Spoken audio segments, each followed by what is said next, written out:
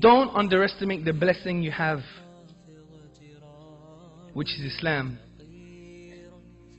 My parents are not Muslim. My wife is in the audience and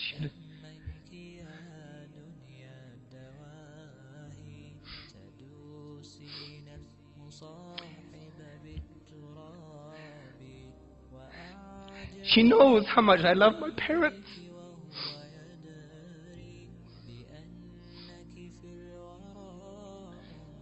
And my parents love me.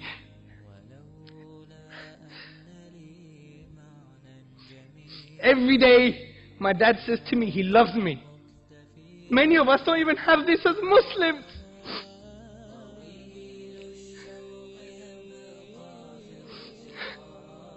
But if my dad dies like this, where is he gonna go?